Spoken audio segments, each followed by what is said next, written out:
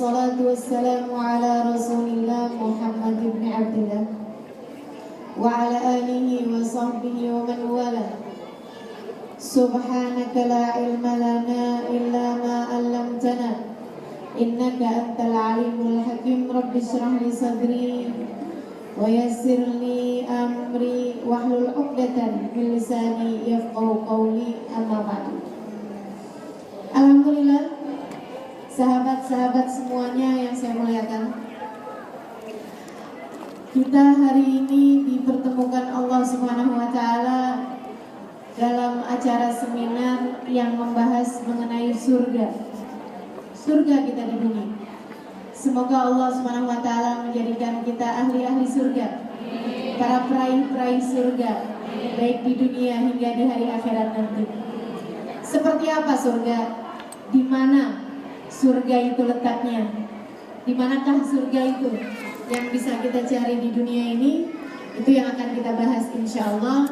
Dan teman-teman saudara sekalian, sebelum kita mulai, saya ingin kembali mengajak teman-teman semuanya untuk membaca suratul Fatihah. Kita minta kepada Allah Subhanahu wa taala agar mengaruniakan kemanfaatan pada ilmu kita dan agar menjadikan kita semuanya sebagai peraih-peraih surga. Fatihah biniyatin nafa' wal intifa' wal mudzakarah wat tadhkir ibtigha' mardatih wa qurbih wa thawabih wa husnil khatimah ma'al fil afiyah wa salahil aqibah wa ila hadratin nabi. Al-Fatihah.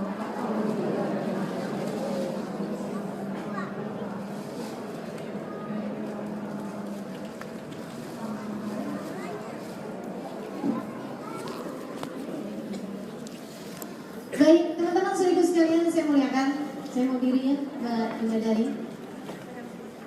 Dan perhatian juga sebelum dimulai,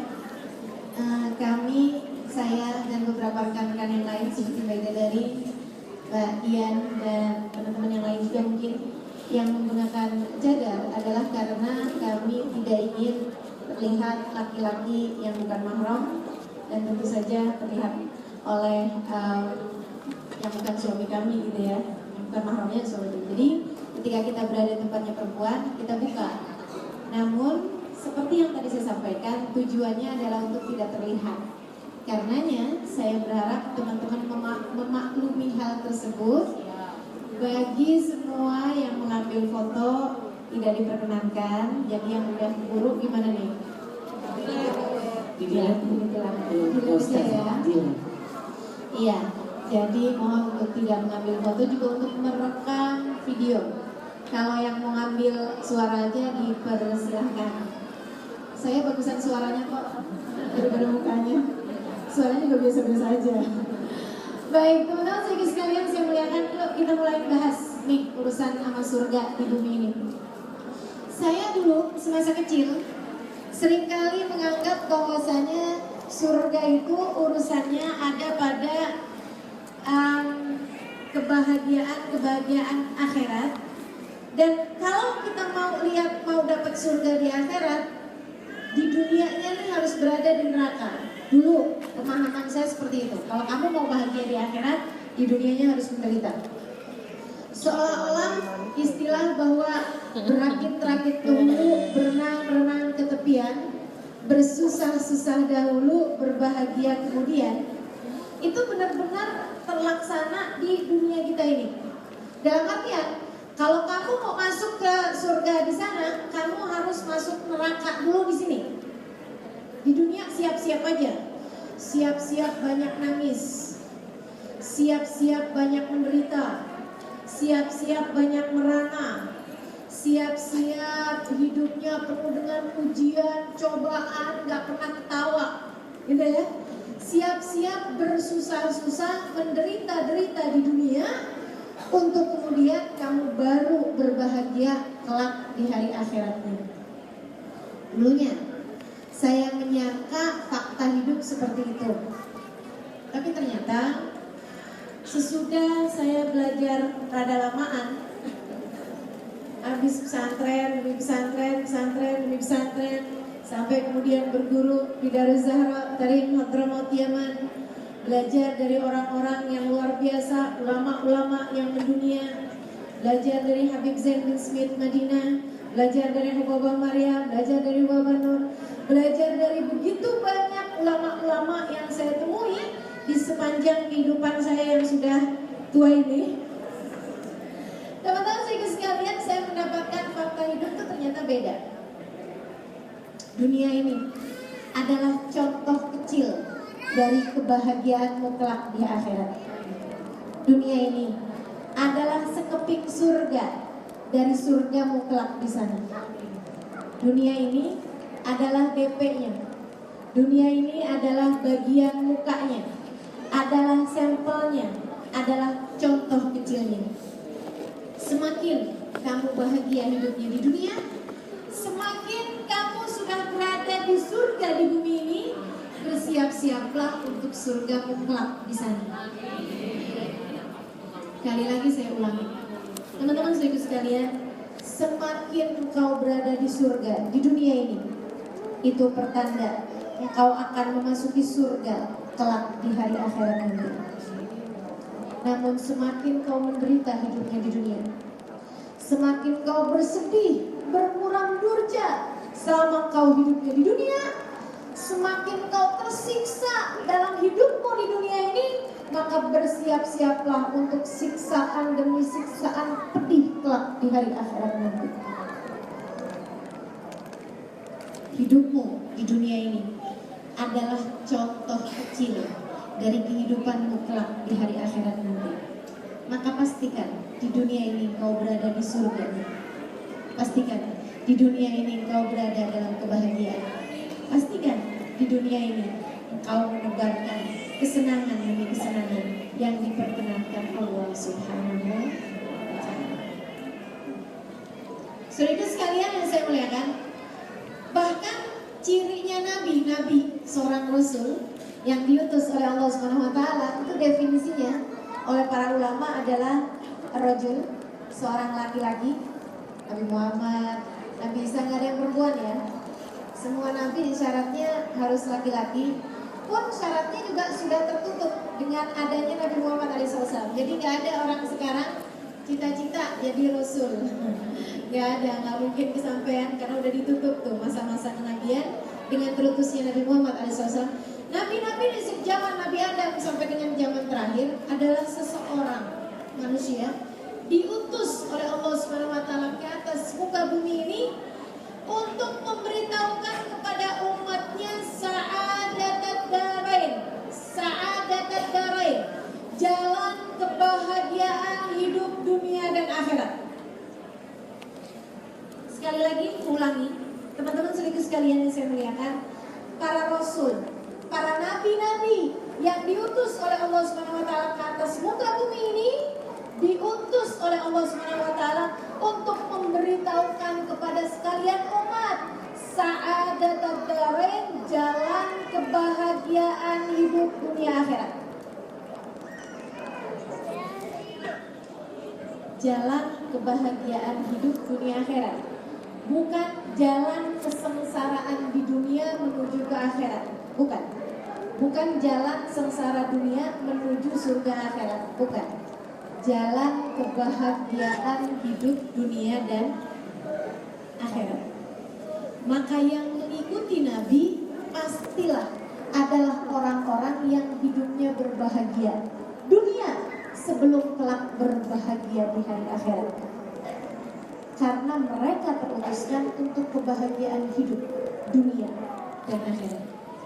Sedikit sekali yang saya muliakan, maka yang namanya surga identik tentu saja dengan kebahagiaan seperti yang disampaikan oleh Mbak Ida Dari dan teman-teman saudara sekalian yang saya muliakan. Dan kebahagiaan itu di hari akhirat nanti, di surga nanti itu sudah dimulai dari kebahagiaan di dunia. Karena para rasul terputuskan untuk kebahagiaan hidup dunia dan akhirat. Saudara sekalian, masalahnya ini nih.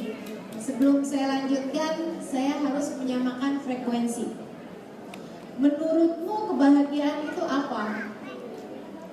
Kalau belum kau menganggap bahwa surga di dunia ini identiknya dengan harta, materi, dengan kekuasaan, jabatan, dengan kecantikan, gitu ya, dengan apa lagi, popularitas, dengan yang dianggap sebagai surga-surga di dunia ini, dengan dicintai oleh banyak orang, dikagumi oleh banyak orang. Aku sampaikan padamu bahwa kita belum sepakat nih sama urusan surga, dan kita nggak akan pernah sepakat. Kalau kemudian, oke, saya udah setuju nih pandangannya Ustazah, bahwasanya surga di akhirat nanti dimulai dari surga di bumi ini, gitu ya. Surga di akhirat nanti dimulai dari surga di dunia ini, dan bahwa artinya surga adalah kebahagiaan. Sepakat apa enggak nih? Sepakat ya. Artinya surga adalah kebahagiaan. Cuma masalahnya di mana sih letaknya surga dan kebahagiaan? Karena nih mohon maaf nih teman-teman saudara sekalian, orang dunia hampir semuanya menyatakan hal yang sama. Satu, orang yang bahagia adalah orang yang memiliki materi yang tidak terbatas. Dua, orang yang bahagia itu adalah orang yang sehat secara jasmaninya. Tiga, orang yang bahagia itu orang yang cakep. Empat, orang yang punya kekuasaan. Lima, orang yang punya keterkenalan dan popularitas. Mereka menganggap 5 hal ini adalah sesuatu hal yang di sanalah letak bahagia. Kalau seperti itu masalahnya, saya tidak sepakat dengannya. Kenapa? Sebab jangankan dengan saya, engkau bahkan tidak sepakat dengan dirimu sendiri. Jangankan dengan saya, dengan dirimu sendiri kau nggak sepakat. Teman-teman saudara sekalian, kau menyangka bahwasanya harta, materi membuatmu bahagia? Coba ingetin, ada nggak orang kaya yang hidupnya menderita? Banyak. Sekali lagi saya ulangi, teman-teman saudara sekalian, jika kau menganggap bahwa kalau kau kaya kau akan bahagia, kalau kau kaya kau bahagia, minta kepada orang-orang kaya untuk jujur kepadamu apakah mereka sudah bahagia hidupnya. Aku bisa katakan kepadamu tidak. Saya banyak ketemu orang kaya kan. Saudaraku sekalian yang saya muliakan, orang kaya, raya, hidupnya barangkali nolnya di kepemilikannya tidak berseri. Saya nggak bisa baca tuh duitnya. Saudaraku sekalian yang saya muliakan, berkata pada saya dengan linangan air mata, Ustazah, gimana ya Ustazah? Saya ini Ustazah menderita hidup saya. Kenapa Kak? Saya bilang, kenapa Bu? Dia bilang, ya Allah Ustazah, saya setiap malam nggak bisa tidur. Oh kenapa? Dia bilang, saya kayak ketakutan, kayaknya saya mau mati. Saya suka pandangin anak saya, ya ampun nak, besok kamu jadi yatim. Saya suka pandangin suami saya, ya sih, saya mati juga besok tak kawin lagi. Saya udah mikirin gitu. Nanti kalau saya meninggal dunia itu hartanya dibagi pada siapa-siapa. Saya kemudian ngeliatin, ya ampun, kesian bener nih orang. Hidup hartanya berlimpah, melimpah ruah, tapi ternyata seperti itu. Tidak ada kebahagiaan dia rasakan dalam hidupnya. Teman-teman saudara sekalian, yuk kita lihat fakta sejarah lagi. Zaman saya kecil, saya pernah baca di satu majalah tentang perempuan terkaya pada zaman saya kecil itu. Namanya Catherine Onassis. Dia adalah anak Raja Onassis, anak Raja kapal pesiar di seluruh dunia. Masa itu, di zaman saya kecil ya, tahun 80-an, itu dia ini, si Catherine ini adalah seseorang yang usianya waktu itu di kisaran 40 tahunan, perempuan terkaya di zaman tersebut, zaman 80-an. Teman-teman saya sekalian, kapal-kapal pesiar, ini kita di Indonesia nih nganggep orang bisa naik kapal pesiar aja orang kaya, kan gitu ya? Jadi sekalian, dia ini yang punya kapal pesiarnya, bukan satu, bukan dua, begitu banyak kapal-kapal pesiar yang dimiliki oleh ayahnya, si Onassis tersebut. Dan ketika ayahnya meninggal dunia, harta tersebut 100% jatuh kepada dirinya. menjadikan dia perempuan terkaya pada masa tersebut. Teman-teman saudari sekalian yang saya muliakan, dan dia kemudian zaman tahun 1980-an tersebut ya, di masa saya kecil itu, kita semuanya kaget, saya terkejut ketika membaca majalah tersebut karena perempuan tersebut kemudian efek menenggak overdosis obat-obat terlarang, dia kemudian ditemukan meninggal dunia di kamar mandi. Perempuan terkaya menenggak atau meminum obat-obat penenang, artinya kan hidupnya nggak tenang. Saudara sekalian yang saya muliakan, orang hidupnya nggak tenang, menurutku bahagia? Nggak bahagia sama sekali. Dia mati bunuh diri karena merasa hidupnya sudah nggak ada lagi apa-apanya, nggak ada kesenangan, nggak ada kebahagiaan dalam kehidupan sampai memutuskan untuk bunuh diri. Ini perempuan terkaya, teman-teman. Jadi kalau kau menganggap bahwa kekayaan adalah jalan kebahagiaanmu, kamu harus putar balik karena kau sedang salah arah. Sekali lagi, siapapun di antaramu yang menganggap bahwa harta, materi adalah jalan satu-satunya kebahagiaanmu, adalah itu merupakan jalan kebahagiaanmu, harus cepat-cepat putar arah. Engkau sedang mau menuju ke Bandung tapi lagi perginya ke arah Merak. Ya, lagi mau pergi ke Bandung tapi lewat jalannya menuju ke Rangkas.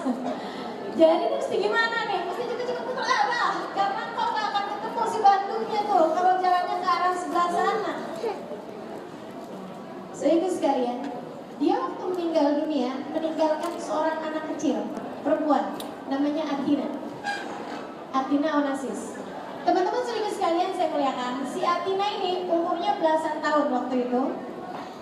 Nanti di usia 16 tahun dia akan diberikan seluruh hartanya dipegang sendiri.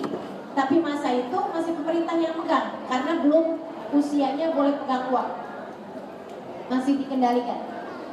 Dia ketika ditanya sama wartawan nih, dia bilang, Athina, apa yang ingin kamu perbuat dengan hartamu? Dia jawab apa? Dia bilang, ini ya, yang selama ini di akalnya, di pikirannya cuma duit saya udah sekian, ini kayaknya duit saya menipis, ini kayak duit kepalanya nih. Ini saya sampaikan ucapannya Athina. Kalau disampaikan ucapannya para ulama, kau akan bilang, ya ulamanya nggak punya duit sih, jadinya ngomongnya beda. Ini saya sampaikan ucapannya Athina Onassis, seorang perempuan terkaya pada zamannya yang akan segera diberi perwalian atas hartanya di usia 16 tahun. Dia bilang, teman-teman saudara sekalian, sedih benar ucapannya. Dia bilang, kalau boleh, ingin rasanya seluruh harta saya bakar. Kalau boleh, ingin rasanya semua uang saya bakar. Sampai wartawannya bingung gitu mau komentari apaan. Kemudian mereka bilang, kenapa kamu berkata seperti itu? Dia bilang, karena gara-gara uang saya tidak punya sahabat sejati. Karena gara-gara uang saya nggak punya teman yang sebenarnya. Semua orang deketin saya cuma kepengen harta saya nggak punya, saya nggak tahu rasanya punya sahabat sejati. Dia bilang, kesian bener kan? Ya Allah, ngenes ya. Teman-teman sekalian saya melihatkan, jadi kalau pikiranmu bahwasanya harta itu adalah jalan kebahagiaan hidupmu di dunia ini, aku sampaikan bahwa kamu telah salah jalan. Kita telah salah jalan selama ini. Karena bahkan orang-orang paling kaya di atas muka bumi ini telah membuktikannya. Seolah-olah mereka udah nyampe ke sana, gitu ya. Kemudian bilang, oh nggak ada nih yang kita cari. Itu. Dan mereka memberitahukan ini kepada kita nih. Yang lagi pada jalan-jalan ini, nggak di sana, percuma aja nggak di sana. Tapi orang-orang nggak pada dengar karena semua menyampaikan hal yang sama. Saudariku sekalian yang saya muliakan, wah itu kan 1-2 orang nggak bisa membuktikan siapa-siapa. Misalnya, silahkan bertanya di dokter-dokter jiwa, psikolog, psikiater, yang hidupnya bermasalah, yang hidupnya menderita, yang kemudian banyak meminum obat-obatan penenang. Tanyain sama mereka. Kebanyakan petani miskin, gitu ya, nelayan yang nggak punya, gitu ya, santri-santri yang nggak punya, atau justru kebanyakan adalah orang-orang kaya di negeri ini. Kira-kira udah bisa tahu kan jawabannya? Siapa kira-kira? Orang kaya. Jadi, kaya nggak di sini? Betul.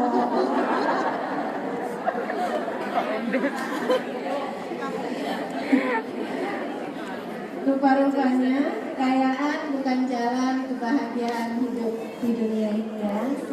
Teman-teman sedikit sekalian yang saya muliakan, yuk pada putar balik, bukan di sana tempatnya bahagia.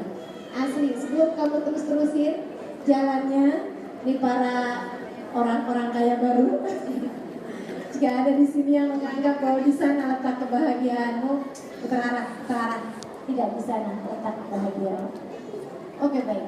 Sekarang kita bahas yang kedua. Banyak orang menganggap bahwa kekayaan adanya pada kesehatan. Kayaknya orang kalau sakit nggak bahagia. Oh, siapa bilang? Yang sakit-sakit pada bahagia banyak loh teman-teman sedikit sekalian. Sebaliknya, yang sehat-sehat bahkan yang mendedikasikan hidupnya buat kesehatan, banyak juga yang kemudian hidupnya menderita dan kemudian meninggalkan kekayaannya tersebut. Ada tuh, siapa tuh? Dokter siapa gitu? Yang kemudian dia memutuskan hidupnya untuk bunuh diri, padahal dia adalah seorang dokter paling terkenal yang ada di atas muka bumi ini, seorang dosen dokter terkenal di luar negeri sana, yang kemudian memutuskan hidupnya untuk bunuh diri. Teman-teman sekalian, atau ada banyak juga orang-orang yang menganggap bahwa kebahagiaan itu ada pada jabatan. Kayaknya kalau jadi pejabat, hidupnya bahagia. Coba kita lihatin, kita ingat-ingat pejabat-pejabat yang pada bunuh diri ada apa, Pak? Banyak. Bahkan bukan hanya pejabat kelas-kelas DPRD, bukan. Kelas-kelasnya bupati, kelas-kelasnya camat, oh enggak.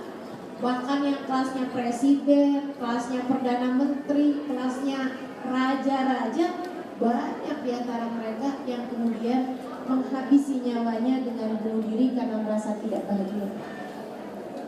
Popularitas, ya Allah teman-teman saudara sekalian, contohnya udah nggak bisa kehitung jari.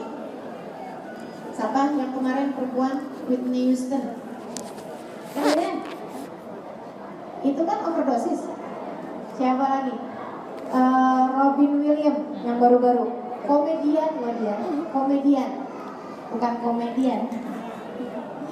Komedian, seorang yang kerjaannya bikin lucu-lucuan, seorang yang kerjaannya menghibur orang katanya. Dia kemudian bunuh diri karena merasa hidupnya begitu menderita, stres yang berkepanjangan. Kesiannya, kesian benar. Gak ironis banget tuh, Allah udah tunjukin kepada kita. Siapa yang menurutmu bahagia? Di mana nih kira-kira letaknya bahagia? Kecantikan. Saudariku sekalian yang saya muliakan.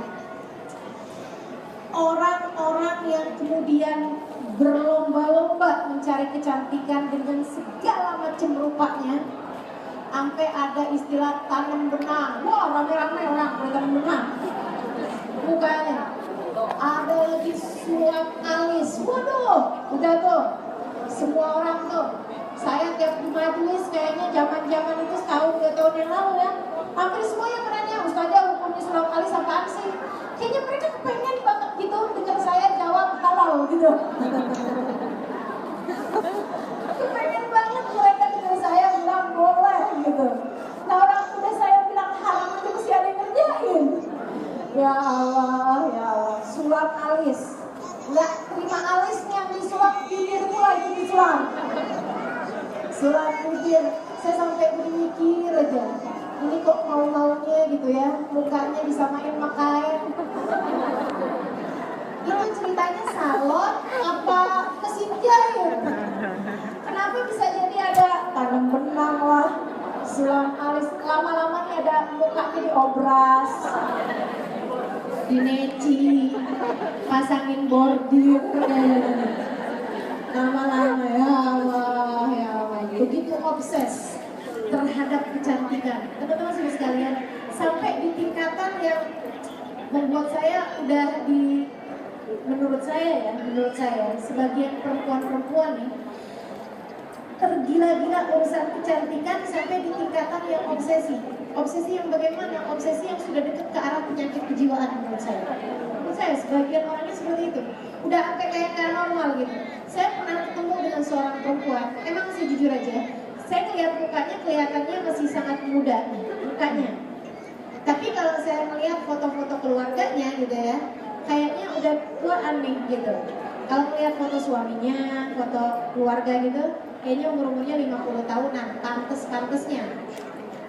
Tapi kalau melihat orangnya, lihat mukanya, pantes-pantesnya umurnya 20-an atau 30-an deh seenggaknya, 31, 30 gitu.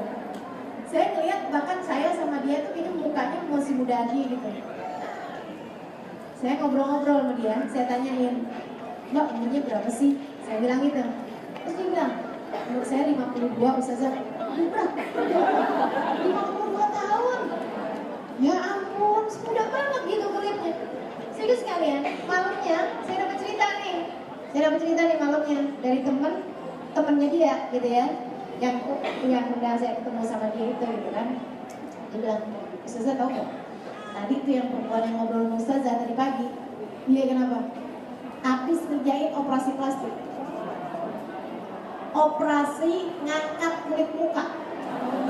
Saya bayanginnya udah kayak, mohon maaf, kayak ular ganti kulit. Jadi dia bilang itu kulitnya dilepek ibu-ibu sekalian. Dikasih serat, gitu, gantiin kulit yang lain.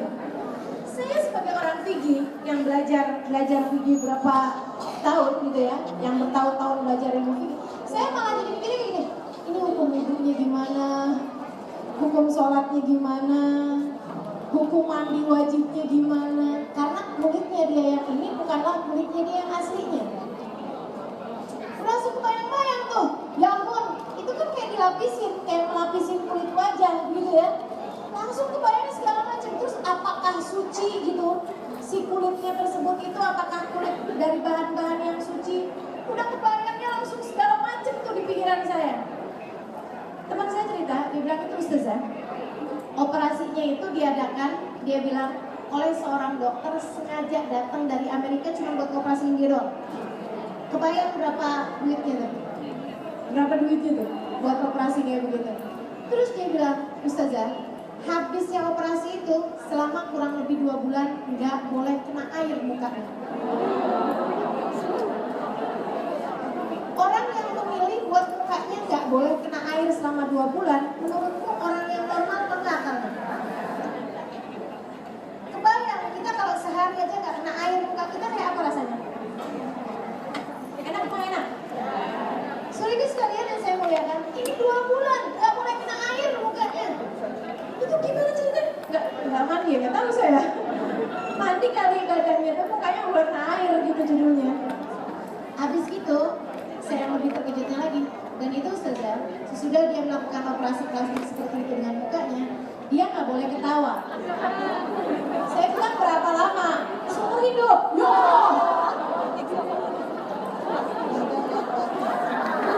Gak bisa ketemu kita dia tuh. Kita ketawa biar saya tahu kalau yang di sini nggak ada operasi plastik. Jangan ketawa semuanya. Oke, tahu saya sekarang. Semua yang ada di sini rupanya nggak ada yang operasi plastik. Berarti cantiknya asli ya. Alhamdulillah. Baik teman-teman saya sekalian yang saya muliakan, kau tahu bahwa ternyata kira-kira bahagia apa nggak sih orang yang seumur hidupnya nggak boleh ketawa? Nggak sama sekali gitu, nggak sama sekali. Senyum doang bolehnya gitu. Itu pun kayaknya jadi saya jadi ingat kalau senyum juga kayaknya sakit banget tuh. Iya, langsung ada garis-garisnya. Baik teman-teman saya sekalian saya muliakan. Jadi ya teman-teman saya sekalian, bukan di sana letaknya bahagia. Itu perempuan paling cantik udah cerita sama kita. Marilyn Monroe dikabarkan sebagai ratunya kecantikan, sebagai ikon dari kecantikan. Kayaknya tuh orang kalau bayangin cantik tuh Marilyn Monroe kan gitu ya, perempuan cantik. Matinya dengan gantung diri, dan sebelumnya dia tulis satu surat kabarnya, surat yang Marilyn Monroe di akhir hidupnya kan terkenal itu ya. Dia bilang, mereka bilang bahwa uh, ke, ke kebahagiaan adanya pada materi. Saya udah jadi perempuan kaya dan saya nggak dapetin kebahagiaan.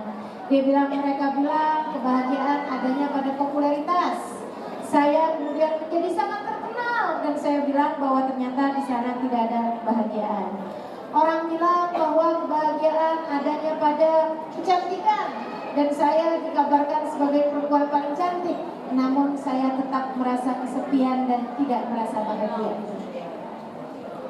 Maka saudara ibu sekalian yang saya katakan, sekali lagi, jika menurutmu surga di bumi ada pada materi yang bergelimpangan, yang bergelimangan, ada pada materi yang sangat banyak. Jika menurutmu kebahagiaan adanya pada keterkenalan, adanya pada jabatan, adanya pada kesehatan, adanya pada kecantikan, maka aku sampaikan kepadamu, engkau sedang salah alamat, engkau sedang salah jalan untuk menuju kepada alamat yang namanya kebahagiaan tersebut. Maka harus segera putar balik. Mau nyari surga-surgamu di bumi? Aku akan sampaikan kepada teman-teman saudara ibu sekalian yang saya muliakan. Udah sepakat belum nih? Sepakat ya? Sepakat ya? Sama ya frekuensinya ya? Sekarang kita tinggal nyari aja nih, bahagianya sebenarnya letaknya di mana nih? Teman-teman saudara ibu sekalian yang saya muliakan, nih dari seluruh anggota tubuh kita, kalau kita bilang saya bahagia nih, saya senang banget nih, itu yang merasakan bahagia apamu?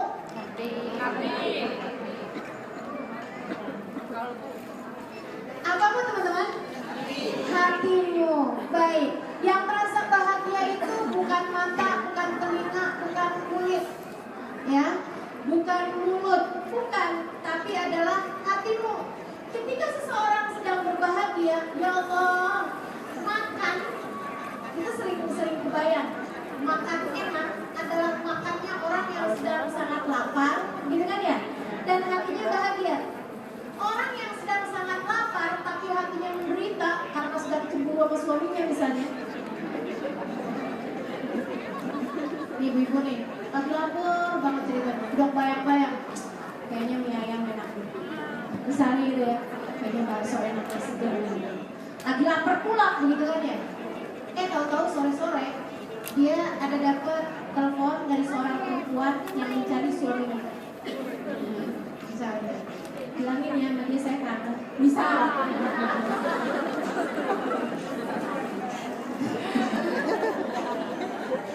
Masih enak apa enggak kira-kira? Rasanya indomimu atau mie ayammu atau baksomu atau yang kamu bayangkan enak sebelumnya, kira-kira masih enak apa enggak? Buang, gitu ya. Ya Allah, ya Allah. Teman-teman saudaraku sekalian yang saya muliakan, letak bahagia bukan di mulutmu, bukan ketika kamu bisa makan enak kamu bahagia, enggak di sana, enggak di sana. Saudaraku sekalian yang saya muliakan, mata bukan di mata. Ada orang-orang yang ketika sedang berbahagia, bahkan ketika di penjara ia merasanya sedang berada di taman berbunga. Bahkan ketika sedang berada di gurun pasir yang gersang, dia merasanya sedang berada di tempat yang paling indah. Teman-teman saudaraku sekalian, bukan pada telinga. Orang kalau sedang berbahagia mendengarkan cacian seperti terdengar pujian. Makanya teman-teman saudaraku sekalian, kalau yang mudah-mudah tersinggung tuh, dikit-dikit tersinggung, dikit-dikit, kayaknya yang mesti dicari bukan ucapannya orang deh, tetapi tentang bahagiamu itu sendiri gitu. Kau sedang tidak berbahagia, makanya jadi tersinggungan. Makanya jadi tersinggungan. Dan bukan pula pada kulit gitu. Kalau kita pakai sutra, kalau kita pakai apa misalnya, kemudian jadi bahagia gitu, nggak ada teman-teman saudara sekalian, nggak ada. Bukan pada kulit. Walaupun kepanasan, kalau sedang berbahagia, tuh orang lagi malam pertama sama suaminya, mati lampu tambah senang. Ini kata sebelah pengalaman ya Mbak. Teman-teman sekalian saya melihatkan orang ketika sedang jatuh cinta nggak berani ya tuh. Orang yang lagi pacaran itu ya, ini benar-benar asli nggak bisa ada di pikiran saya, nggak ngerti saya. Orang kalau lagi pacaran, nauzubillah min dzalik, bisa pacaran di kuburan tuh gimana ceritanya tuh? Bisa loh orang pacaran di kuburan. Ya Allah, di kebun. Oh banyak nyamuknya gitu ya. Rasanya udah enak bener gitu. Pulang-pulang kena malaria. Udah nyamuk malaria. Ya Allah, ya Allah. Itu karena masalahnya yang bisa merasakan bahagia, bisa merasakan sengsara, bisa merasakan kecewa, bisa merasakan bangga, bisa merasakan sukacita ataupun duka cita, teman-teman saudaraku sekalian, bukan pada matamu, bukan pada telingamu, bukan pada bibir dan lisanmu. Merasakan makanan yang masuk bukan pada kulitmu, tapi yang bisa merasakan bahagia itu letaknya di sini, di dalam hati kita sendiri. Maka yang nyari bahagia, oh kayaknya kalau saya punya tas brandnya ini bahagia, itu adalah fata morgana, seperti melihat kayak ada air padahal nggak ada. Teman-teman saudaraku sekalian yang saya muliakan, yang menurutmu wah kalau suami saya sayang sama saya akan bahagia, itu fata morgana teman-teman. Semua apapun yang disampaikan orang-orang selama ini tentang letak bahagia, jika tidak ada pada yang satu ini, jika letaknya di luar daripada hatimu, maka aku sampaikan padamu bahwa itu semuanya adalah ilusi belaka, bayangan saja, nggak ada hakikatnya. Letak bahagia itu adanya di dalam hati kita. Sepakat sampai di sini? Sepakat? Baik. Sekarang hati kita kapan bahagianya? Kalau itu jadi pertanyaanmu, hati kita kapan bahagianya? Saya akan menyampaikan jawabannya. Bukan dari saya, tapi jawabannya adalah dari Sang Pencipta hati itu sendiri. Bukankah teman-teman saudara sekalian, yang paling tahu iPhone cara kerjanya pastinya adalah yang menciptakan iPhone itu sendiri? Ya benar nih? Iya kan? Yang tahu cara kerjanya microwave pastinya juga orang yang menciptakan microwave. Yang paling tahu kerjanya cara mesin tertentu misalnya mesin print misalnya, kamera misalnya, apapun itu bentuknya, yang paling tahu siapa? Yang bikin, yang menciptakan. Dan teman-teman saudara sekalian, jika kamu bertanya, ya Allah hati saya gimana sih, kapan bahagianya nih ya Allah? Kau yang menciptakan hati kami, tunjukkan kepada kami jalan bahagia kami. Dia sudah menyampaikannya dalam Al-Quran. Katanya, A'udzu billahi minasyaitonir rajim. Bismillahirrahmanirrahim. Alladzina amanu wa tatma'innu qulubuhum bidzikrillah. Ala bidzikrillahi tatma'innul qulub. Alladzina amanu, ucap pemilik hatimu, ucap yang menciptakan dirimu, ucap yang menciptakan mata, telinga, hidung, dan semua anggota tubuhmu. Dia berkata tentang hatimu. Alladzina amanu, orang-orang yang beriman. Wa tatma'innu qulubuhum, hati mereka senantiasa berada dalam kebahagiaannya. Hati mereka selalu berada dalam ketenangannya.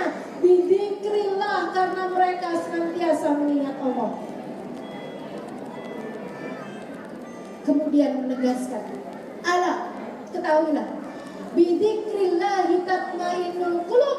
Bidzikrillah, hanya dengan mengingat Allah didahulukan, makmul daripada amil. Ini agak kelamaan nih kalau diterangin. Teman-teman saudaraku sekalian yang saya muliakan, didahulukan makmul daripada amil li adadil hasan, li faidatil hasan. Gimana ya? Kayak gini nih. Kalau kita bilang na'budu kayak Allah, kami menyembahmu ya Allah, itu bisa ditambahin, kami menyembahmu dan bisa. Tapi kalau didahulukan, kepadamu kami menyembah, itu gak bisa ditambahin pakai dan apaan, gak bisa.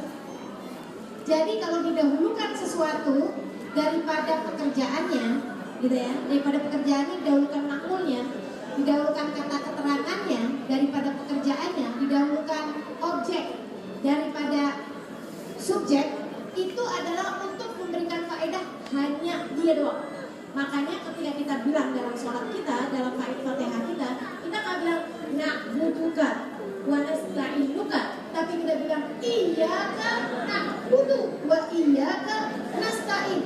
Hanya kepadamu ya Allah kami beribadah, dan hanya kepadamu ya Allah kami mohon pertolongan. Teman-teman sekalian, ala kata Allah, bidzikrillah, hanya dengan mengingat Allah tatmainnul qulub, hati akan merasa tenang. Tidak ada jalan yang lain, jalannya cuma satu, mengingat Allah, menghadirkan Allah dalam hatimu, hidup bersama dengan Allah. Di sanalah letak surga. Sepakat kan? Teman-teman sekalian, kalau ini sih sepakat gak sepakat nih ya, karena yang bilang Allah sendiri. Allah yang bilang begitu, surgamu letaknya atau bahagiamu letaknya, bahagianya hatimu, kata Allah sebagai yang membuat hati. Dia mengatakan bahagia dan tenangnya hatimu adalah ketika mengingat Allah, ketika hidup bersama dengan Allah, ketika menghadirkan Allah. Maka saudara sekalian, nih saya akan beritahukan kepada teman-teman hasil pikir-pikir panjang, hasil make otak, mikirin. Di mana sih sebenarnya letak kebahagiaan kita? Letak damainya hati ini, ketenangan hati yang itu adalah zikrullah tadi ini, gitu ya. Itu Allah taruhin di mana-mana aja. Teman-teman saudara sekalian, ada di 4 hal. Ada di berapa hal? 4 hal. Apa aja? Yang pertama, iman. Iman itu membahagiakan. Iman itu surga. Yang kedua, adanya pada ibadah. Ibadah itu surga. Yang ketiga, teman-teman sini sekalian, akhlakul karimah, berbuat baik, itu adalah surga. Dan yang keempat, teman-teman sini sekalian, cinta, itu adalah surga. Saya ulangi ya, ada 4 ya. Alamat kebahagiaan kita nih, begitu kita nyampe gitu kan di sana, bahagianya itu adanya di 4 jalan. Mau nyampe ke surga nih, jalan-jalannya ada 4. Pertama iman, kedua ibadah, ketiga akhlak, yang keempat cinta. Udah hafal? Yang pertama, kedua, Kenapa? cinta. Yuk kita bahas itu satu. Teman-teman sedikit sekalian saya mengatakan, yang pertama iman. Jadi di sini waktu kok. Nggak akan bahagia orang nggak punya iman. Dan orang yang beriman tidak akan tidak bahagia. Maka ketika kau merasa bahwa engkau hidupnya tidak bahagia, tanyakanlah keimananmu. Jika kau merasa hidupmu tidak bahagia, tanyakanlah keimananmu. Saudara itu sekalian yang saya muliakan, tanyakan keimanan tuh yang kayak gimana sih maksudnya? Nih ya, iman yang saya maksudkan di situ adalah yang meyakini bahwasanya tidak ada sesuatu yang terjadi kecuali dengan izin Allah. Termasuk suara yang baru saja kita dengar. Tidak akan terjadi kecuali dengan izin Allah. Gitu. Nih yang hadir di sini pasti adalah juga yang diizinkan Allah buat hadir. Ada berapa banyak orang berniat hadir tapi hari ini nggak hadir? Ada nggak kira-kira? Ada. Yang kemudian asalnya niatnya nggak hadir, akhirnya ada yang diajakin ke temennya, ada yang diajakin sama saudaranya, gitu ya. Ada yang kemudian pengen tahu deh, kayaknya nih ya, pengen tahu Mbak Indra Dari, atau yang suka lihat-lihat, biasanya lihat di TV gitu ya, Mas Opik, pengen tahu dari deket dah gitu. Kemudian jadi hadir. Namun saya yakin semua yang hadir di sini adalah yang dikehendaki Allah buat hadir. Karena jangankan kehadiranmu di tempat ini, teman-teman saudara sekalian, tidak ada daun jatuh kecuali dengan izinnya. Tidak ada matamu berkedip kecuali dengan izinnya. Tidak ada satu suapan makanan masuk ke dalam mulutmu kecuali dengan izinnya. Tidak ada apapun terjadi kecuali dengan izin Allah Subhanahu wa ta'ala. Fahamilah makna la ilaha illallah. Iman itu membahagiakan. Karenanya Allah SWT ketika bercerita tentang orang-orang yang mampu melampaui ujian dalam kehidupan, itu adalah mereka orang-orang yang bersabar. Kata Allah SWT, "Walanabluwannakum bisyai'in minal khawfi wal ju'i wa naqsin minal amwali wal anfusi wal thamarat fabashshiris sabirin." Orang hidup di atas muka bumi ini pasti, mau dia yang kaya, mau dia yang miskin, mau dia yang cantik, mau dia yang jelek, mau dia orang kampung, mau dia orang kota, laki, perempuan, semua orang. Walanabluwannakum bisyai'in, kami pasti akan mengujinya dengan sedikit ujian berupa minal khawf, diberi rasa takut, diberi rasa cemas, diberi rasa kaget, diberi rasa enak-enak di dalam hati. Wajju, ada yang dikasih lapar, ada yang konaksin, dikurangin. Apanya yang dikurangin? Ada yang dikurangin orang-orang yang dia cintai. Meninggal dunia ayahnya, meninggal dunia ibunya, meninggal dunia anaknya, meninggal dunia suami yang sangat dicintainya. Wal anfus wat thamarat, ada yang dikurangin buah-buahan, ada yang dikurangin makanannya. Kata Allah, wabasyiris sabirin, berikanlah kabar gembira kepada orang yang sabar. Siapa mereka ya Allah? Yang bisa melewati ujian ini adalah mereka yang sabar. Siapa yang sabar? Yang menangis, yang menderita, yang kemudian ya udah deh saya mau sabar aja. Bukan yang itu, bukan yang itu. Bukan yang sabar baru berupa ucapan, bukan. Tapi alladzina idza asabatuhum musibah qalu inna lillahi wa inna ilaihi raji'un. Orang-orang yang ketika menimpa kepadanya satu ujian, dia berkata dengan lisannya, memahami dengan seluruh jiwanya, semua adalah milik Allah dan semua yang milik Allah hanya akan kembali kepadanya. Mereka adalah peraih-peraih kebahagiaan di atas muka bumi ini, yang paham tidak ada sesuatu terjadi kecuali dengan izin Allah, dan paham bahwa apapun yang Allah tetapkan adalah yang terbaik. Saudara sekalian yang saya muliakan, di zaman hidupnya Nabi Muhammad SAW, ada seorang perempuan cerdas, ada seorang perempuan hebat, ada seorang perempuan dengan keimanan yang sempurna, yang dia ketika datang Nabi Muhammad SAW ke kotanya Madinah, dia menyerahkan anak yang paling dicintainya untuk berkhidmah kepada Nabi Muhammad, yaitu Anas bin Malik, dan dia memilih untuk menjanda dan hidup seorang diri saja. Dilamar kemudian sama Abu Talha, yang waktu itu sebagai seorang laki-laki Yahudi kaya raya, dia kemudian memikirkan untuk ini kayaknya Allah ridho nih kalau saya kawin sama si Abu Talha buat bikin dia jadi Islam, dan buat bikin apa yang dia punya dari harta kekayaan kemudian tersumbangkan kepada dakwahnya Nabi Muhammad.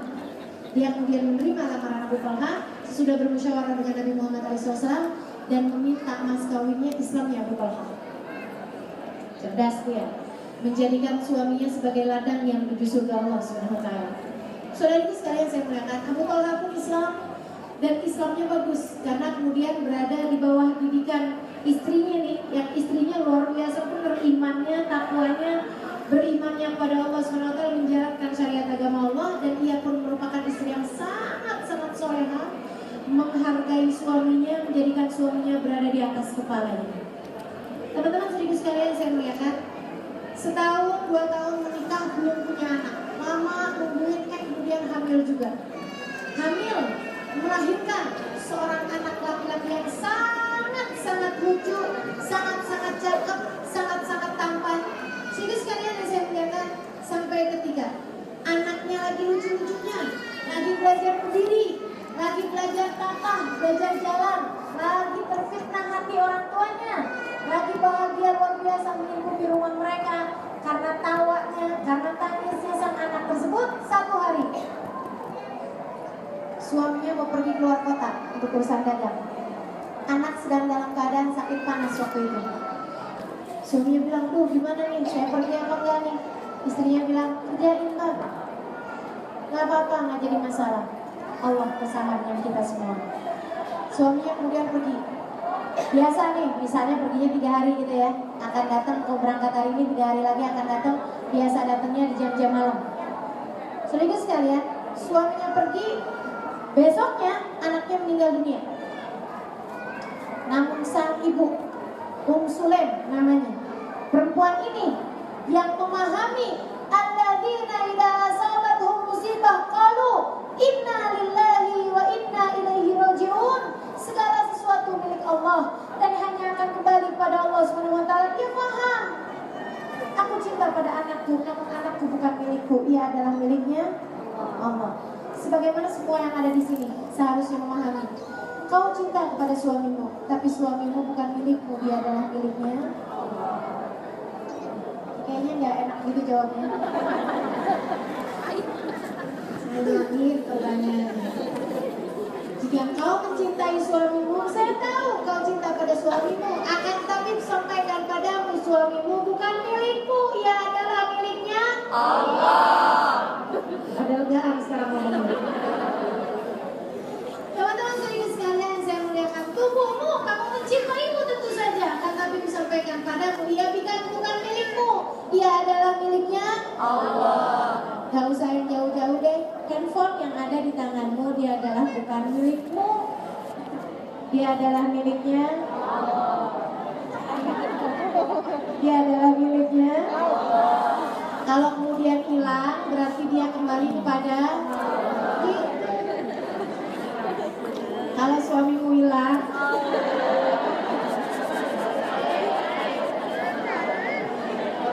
ya, teman-teman saudara sekalian yang saya muliakan, kembali kepada Sulaim.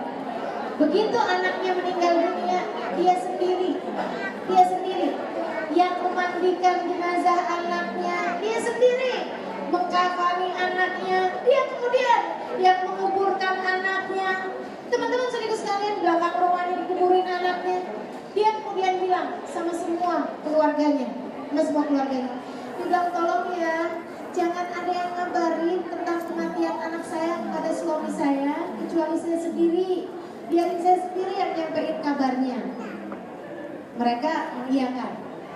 Betul sih sekalian saya muliakan. Suaminya kemudian datang 3 hari kemudian, di malam hari, jam-jam habis kelar isya, udah selesai sholat nih di Masjid Nabi, tapi gak ada yang ngabarin.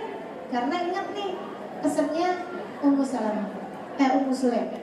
Balik dia ke rumahnya, namanya Uwaisok ya. Sulaim itu nama aslinya Uwaisok.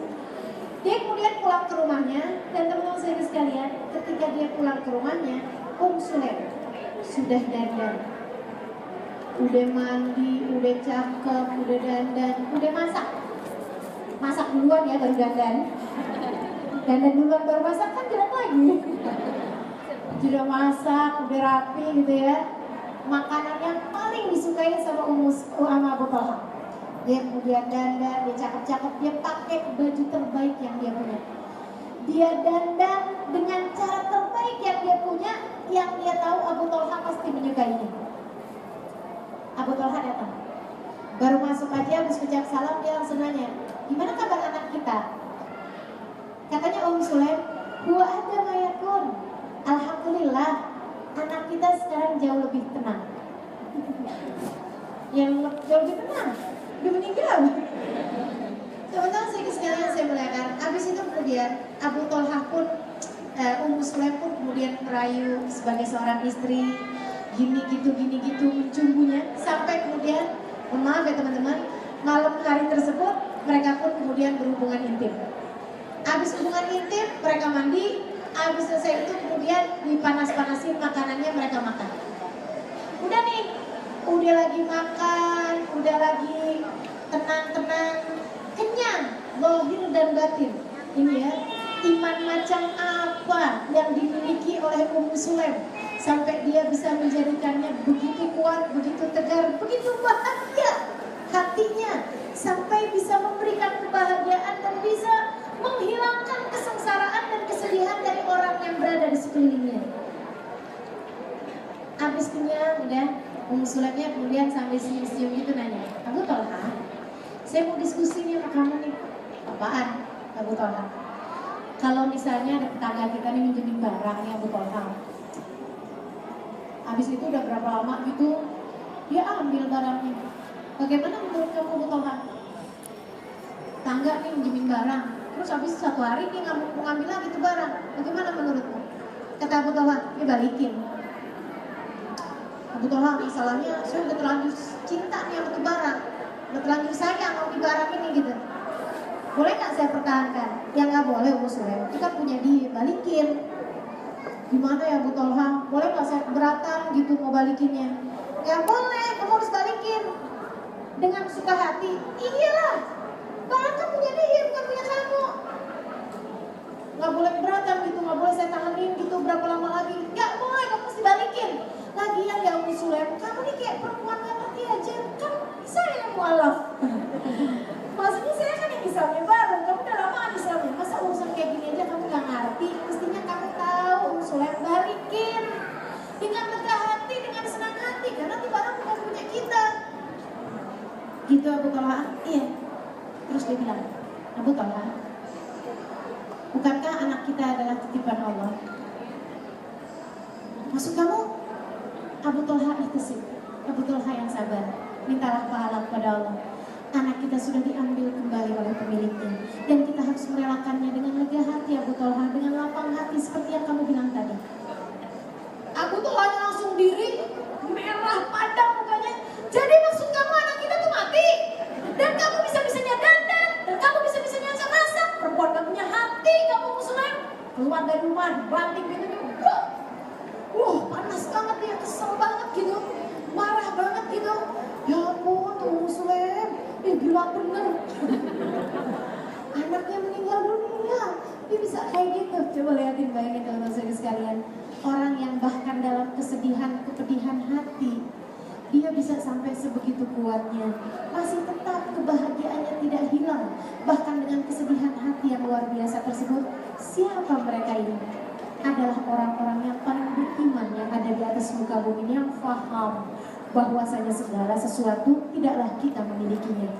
Apapun yang kita miliki di atas muka bumi ini, bahkan kesehatan kita, bahkan tubuh kita, bahkan suami dan anak-anak kita, orang tua kita, semuanya pada sejatinya adalah milik Allah, sang pemilik kehidupan itu sendiri.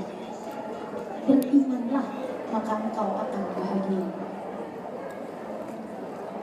Pak Abu Talha pergi kemana nih kira-kira? Ke masjid lah, nyari hiburan. Hiburannya sahabat enak banget ya, Nabi Muhammad SAW. Jadi pergi kemudian, sumber keimanan nih, sumber keimanan baginda kita Rasulullah. Dia masuk masjid tungguin Nabi Muhammad SAW. Jam 2 malam, Nabi kan masih di kamar, masih di rumah. Tungguin, mau ketuk pintu, udah gini, nggak jadi lagi. Aduh, nggak hormat nih, nggak sopan, nggak akhlak Nabi Muhammad, nggak ada. Jadi balik lagi mondar mandir, sampai kemudian begitu datang waktu subuh, Nabi Muhammad keluar. Begitu Nabi Muhammad keluar, langsung disamperin, ya Rasulullah, maka wajib tuh Ummu Sulaim kasih tergerak tuh Rasul. Ummu Sulaim tuh ternyata keras banget hatinya, curhat ke Nabi. Tapi sayangnya Nabi Muhammad sangat kenal kepada Ummu Sulaim, tahu benar yang dimaksudkan dengan kekerasan hati pastilah adalah kekokohan iman. Maka dia pun bertanya, emang kenapa? Nabi Muhammad tanya, emang kenapa? Abu Talha cerita, saya Rasulullah memang waktu sebelum berangkat anak saya itu lagi sakit. Cerita nih panjang lebar sampai urusan tadi malam Ummu Sulaim pulang, saya waktu pulang Ummu Sulaim udah dandan begini begitu. Kemudian dia cerita urusan diskusi, ngajak diskusi barang titipan ini itu semuanya diceritain. Dia bilang, ya Rasulullah, anak kita meninggal dunia dan Ummu Sulaim bisa kayak begitu Rasul, nggak keras hati kayak apa tuh? Nabi kemudian bilang, Nabi paham urusannya Ummu Sulaim bukan keras hati seperti yang tadi saya sampaikan. Urusannya kokohnya hati, kuatnya iman yang ada pada diri Ummu Sulaim, yang memahami makna inna lillahi wa inna ilaihi raji'un. Ummu Sulaimnya malah, Abu Talhanya malah ditanya sama Nabi Muhammad, kayak setengah digodain gitu. Kok siap nih ya Abu Talha? Maaf nih Abu Talha sih mau nanya ke Nabi. Jadi semalam kamu sempat hubungan intim sama dia? Sama Ummu Sulaim. Nabi kita nanyain, katanya Abu Talha, iya Rasul, orang saya nggak tahu kalau anak saya meninggal. Maksudnya sebagai suami gitu ya. Dia bilang, saya hubungan intim ini karena saya nggak tahu kalau anak saya meninggal.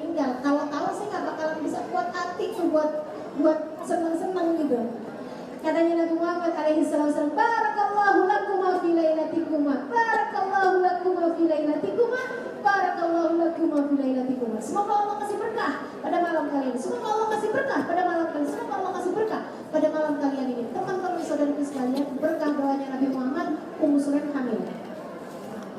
Dari hasil malam itu, dari hasil kekuatan iman dan kekokohan iman tersebut, hamil Ummu Sulaim. Saudaraku sekalian yang saya muliakan, lahir kemudian seorang anak perempuan, yang dari anak perempuan tersebut kemudian melahirkan 10 anak laki-laki, 10-10-nya hafiz Quran pada zamannya, 10-10-nya menjadi ulama pada zamannya, 10-10-nya meninggal dunia di usia tua dalam keadaan syahid fisabilillah. Berkah dari kekuatan iman dan kekokohan iman tersebut.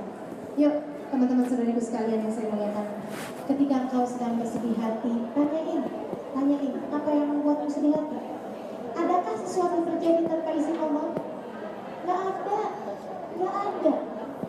Dan pahami juga bahwa apapun yang Allah tetapkan adalah yang terbaik, meski kau belum mampu memikirkannya. Tidak ada yang terjadi kecuali dengan izin Allah, dan bahwa apapun yang ditetapkan Allah adalah yang terbaik, kecuali jika kau memilihnya. Dosa misalnya, nah kalau dosa urusannya beda lagi tuh. Kalau kamu beriman mestinya ngerjain dosa gitu ya. Nah teman-teman sekalian yang saya muliakan, itu tadi, iman menjadikan hidupmu bahagia. Dan saya udah ketemu begitu banyak orang-orang beriman yang saya temuin. Bukan berarti kita nggak beriman, kita beriman. Cuman kan iman kalau ada tangganya nih, iman kalau ada tangganya, ibu ya, Bu. Ustazah nih bilangin katanya orang paling beriman, orang yang paling bahagia gitu. Oh iya, emang kita nggak beriman? Kita beriman. Tapi kok saya nggak bahagia? Nah itu dia. Iman itu kalau ada tangganya nih, tangga iman itu 100. Seperti Sulaim, seperti Sayyidah Khadijah misalnya, seperti perempuan-perempuan soleh yang lain, seperti orang-orang soleh yang lain, Sayyidina Abu Bakar, Sayyidina Umar, Sayyidina Utsman, Sayyidina Ali. Mereka adalah orang-orang berada di tangga-tangga teratas dari keimanan. Sementara kita bawah. Naik nih, tangga nomor 3, habis itu merosot ke tangga nomor 1. Ya Allah, ini dia. Mudah-mudahan kajian ini membuat kita naik keimanannya terus-terusan sampai hari kita menghadap Allah SWT dengan dibuka iman dan Islam. Amin. Ya Rabbal Alamin. Sedikit sekalian yang saya muliakan, saya berjumpa orang-orang beriman yang luar biasa keimanannya. Yang saya jangankan mereka nya, saya ada di dekat mereka, bahagianya udah tak terkira. Ketemu sama mereka aja, bikin hilang seluruh sumpah-sumpah, seluruh sedih-sedih, seluruh susah-susah. Karena kasih Allah SWT yang hidup mereka antara zikir aja. Bahkan saya ketemu tuh sama, ya gak usah orang-orang modern, ama penjahit. Teman-teman saudara sekalian, ya Allah bahagianya dia sebagai penjahit. Penjahitnya cuma kena salah satu perempuan tua nih. Umurnya udah di atas 60-an tahun, jadi matanya juga suka rada kurang-kurang jelas lihatnya. Kadang-kadang jahit kena warnanya hijau, benangnya merah. Gitu, jahitnya juga gak rapi-rapi amat, tapi semua orang seneng jahit sama dia, gitu ya. Dan itu pun gak bikin dia kemudian jadi narifin harga mukenanya. Dia cuma mau jahitannya itu dihargai dengan kalau uang kita waktu itu ya sekitar 5.000 rupiah, gak mau ditambahin. Kalau ditambahin dia bilang nanti saya gak dapat pahala, gitu. Teman-teman sekalian, itu sepanjang jahit, rasanya saya kayak lagi ada di masjid, bukan lagi ada di rumah orang, dan bukan ada di depan penjahit gitu. Sepanjang jahit, la ilaha illallah, la ilaha illallah, la ilaha illallah, la ilaha illallah, la ilaha illallah, dan bibirnya nggak berhenti senyum. La ilaha illallah, la ilaha illallah, la ilaha illallah, la ilaha illallah. Sampai kayaknya bikin la ilaha illallahnya tuh sampai seirama sama mesin jahitnya dia gitu. Kayaknya kalau lagi mesin jahitnya lambat, la ilaha illallah, la ilaha illallah, la ilaha illallah, la ilaha illallah. Kalau lagi cepat, la ilaha illallah, la ilaha illallah, la ilaha illallah gitu. Ya Allah subhanallah. Di surganya dia berada dengan keimanan yang luar biasa. Teman-teman saudara sekalian, yang pertama bagian dari surgamu, saya sudah harus cepet-cepetan mengingat waktu. Yang pertama teman-teman saudara sekalian, bagian daripada surgamu adalah iman. Kemudian yang kedua, bagian dari surgamu adalah ibadah. Saudara sekalian, disitulah letak bahagiamu. Coba ingat-ingatin. Kalau kamu lagi ngerjain kesenangan yang lain, misalnya nih, saya sampai ada di mana gitu. Saya nggak tahu itu ditaruhnya apa di atasnya. Oke, baik. Ya. Teman-teman saudara sekalian, saya muliakan. Yang kedua ibadah.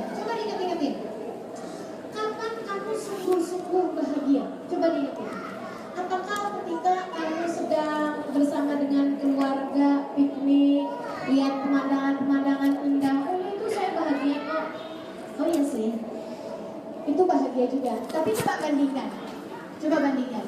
Kalau habis misalnya kayak nonton bioskop atau pergi ke tempat-tempat keramaian buat nyenengin diri, pulang-pulangnya sedih, sumpah, apa tetap senang? Atau biasa aja gitu ya. Apalagi kalau itu adalah kemaksiatan. Kalau kemaksiatan, mohon maaf nih, barangkali ada di antara teman-teman yang punya pernah ke diskotik, pernah ke pub misalnya gitu ya. Kalau pulang-pulang diinget-ingetin, rasa hatimu seperti apa? Sumpah apa biasa aja? Sumpah pasti tuh. Maka aku kenalkan kepadamu kebahagiaan yang sesungguhnya. Teman-teman sih sekalian, saya yakin di antara teman-teman pasti pernah lah gitu ya, umroh atau ziarah ke makam Nabi, atau setidaknya berziarah ke makam para wali. Ketika sedang berada di depan makam Nabi Muhammad, ketika kau sedang berdiri di tengah keramaian, namun kau merasa seperti sedang sendiri. Bukan begitu?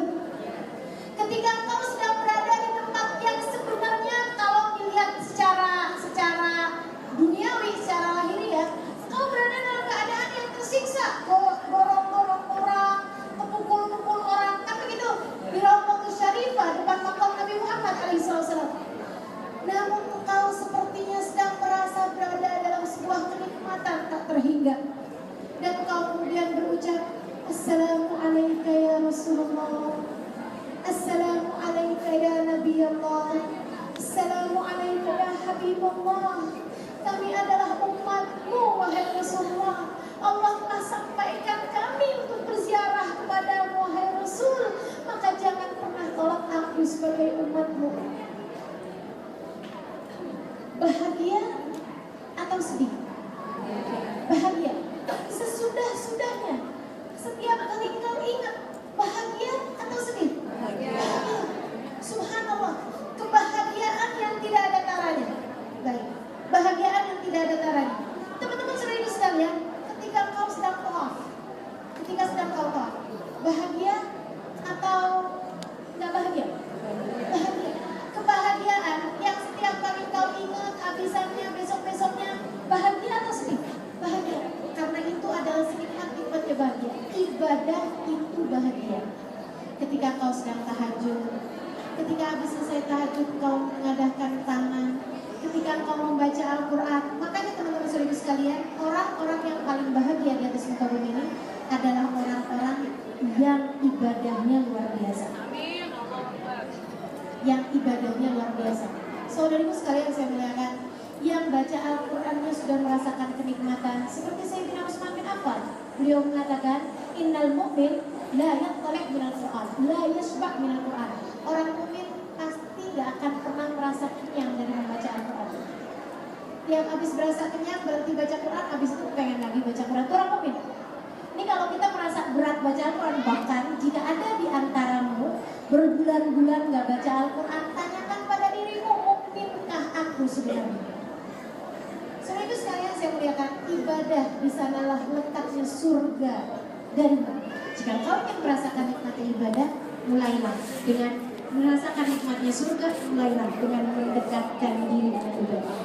Quranmu dijaga lagi, zikirmu diperbaiki lagi, sholatmu dibenahi lagi, sedekahmu dibenahi lagi. Di sini letaknya surga. Yang ketiga, teman-teman saudara sekalian yang saya mengatakan, akhlakul karimah. Di sanalah letaknya surga. Saudara sekalian, antara memaafkan dengan menaruh dendam, coba diingetin, mana yang lebih surga? Punya dendam dalam hati atau memaafkan? Memaafkan. Antara tersenyum sama cemberut, mana yang lebih surga? Pasti tersenyum adalah surga. Kan gitu ya? Antara kita berbuat baik sama berbuat buruk sama orang lain, mana yang lebih surga? Surga berbuat baik. Saudara itu sekalian yang saya muliakan, antara marah-marah sama berkata baik pada setiap orang, mana yang lebih surga? Antara kita berkata baik pasti lebih enak tuh daripada kita marah-marah gak jelas kayak begitu. Orang kalau lagi marah-marah itu lagi ada di neraka tuh. Orang kalau lagi maafin, lagi enak hatinya itu lagi ada di surga tuh. Maka coba yang perhatikan surgamu di rumahmu gitu ya. terhadap suamimu, terhadap anak-anakmu. Jika kau baik sama anak-anakmu, melihat mereka sebagai bagian dari amanat yang Allah SWT titipkan kepadamu, melihatnya sebagai bagian dari perwujudan cintamu di atas muka bumi, kau akan kemudian melihat mereka dan bermuamalah kepada mereka dengan penuh cinta, dengan penuh akhlak. Di sanalah letak bahagiamu, di sanalah letak surgamu. Dan yang terakhir, teman-teman saudaraku sekalian yang saya muliakan, cinta kepada Allah dan Rasulnya itu adalah letak surga yang tertinggi. Karenanya membuat Sayyidina Abu Bakar As-Siddiq alaihi ridwanullah setiap kali memandang Nabi Muhammad tidak pernah berhenti senyum. Terus lihatin Nabi. Dia berkata, aku perhatikan Nabi dari ujung rambut ke ujung kaki, lagi dan lagi. Kalian tahu, seluruh jiwaku dipenuhi kepadanya dengan cinta. Saudara sekalian, cinta kepada Allah menjadikan Habibah Adawiyah mengatakan, Muhammadni mundu arba'ina sana illa tulu'ul fajri shadiq. Selama 40 tahun hidupku ini, terakhir masa hidupku 40 tahun, aku gak pernah sumpah. Saya gak pernah sedih. Saya selalu berada dalam keadaan bahagia. Dan sedih saya hanya ketika datang waktu fajar, waktu subuh. Sedih saya. Kenapa? Berhenti waktu tahajud dan munajat saya kepada Allah. Di sanalah dia merasakan kebahagiaan yang tidak terkira. Saudara sekalian yang saya muliakan, 4 jalan ini adalah 4 jalan surgamu. Di sanalah letak surga yang sesungguhnya. Kalau kau jalanin jalan tersebut, kau akan mendapatkan kebahagiaan yang sesungguhnya, kebahagiaan yang sejati. Ada pada iman, ada pada ibadah, ada pada akhlakul karimah, dan yang terakhir, ada pada cinta kepada yang seharusnya dicinta. Cinta kepada Allah Subhanahu wa taala dan cinta kepada baginda Nabi besar Muhammad sallallahu alaihi wasallam. Rabbana zalamna anfusana wa lam taghfir lana wa tarhamna lanakunanna minal khasirin. Rabbana atina fid dunya hasanah fil akhirati hasanah wa qina adzabannar. Wa sallallahu ala sayyidina Muhammadin wa ala alihi wasallam. Walhamdulillahi rabbil alamin.